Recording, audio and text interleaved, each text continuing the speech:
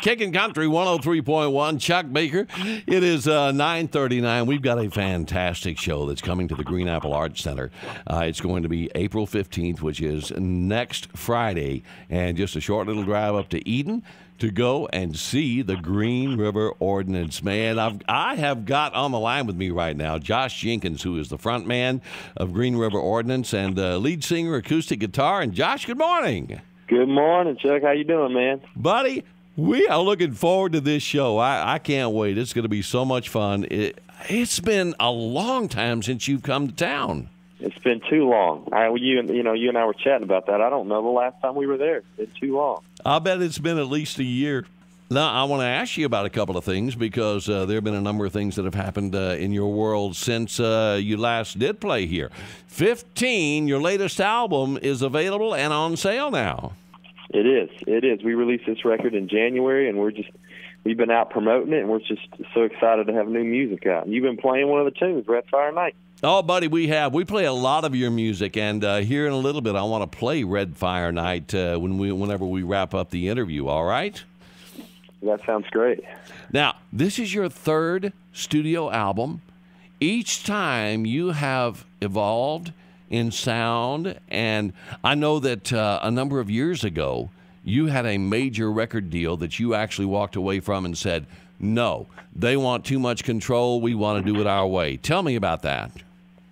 Yeah, we've been a band for 15 years, and throughout that time, we released a lot of music, and one of our records, we got picked up with Capitol Records, the Out of My Hands record, and had a great experience with them, and it was really a big point for our band. But after that record was complete and we were thinking about the second record, they wanted us to kind of do things differently, and there were some hiccups within the deal, and we just decided that, kind of went out on a leap of faith and walked away.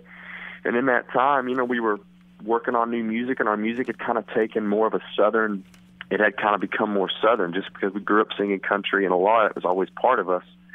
And a song called Dance and Shoes kind of came to the surface, and we released that independently on a leap of faith and felt like it was the right place for our band, and people kind of embraced that, and that's kind of been the trajectory ever since. Kind of. I mean, I saw where you got all these people that were like hitting it and telling their friends, you got to hear this music. And something that I love too, Josh, is you guys have such a totally unique sound. When you guys come on, there is no mistaking. It's the Green River Ordinance. And, I look at all of the instrumentation. You've got a couple of people that play mandolin. You've got your guitars. You've got piano, harmonica, drums, various percussion instruments. And, I mean, with all that kind of instrumentation, along with the great harmonies you do, it really opens doors for a lot of your arrangements, doesn't it?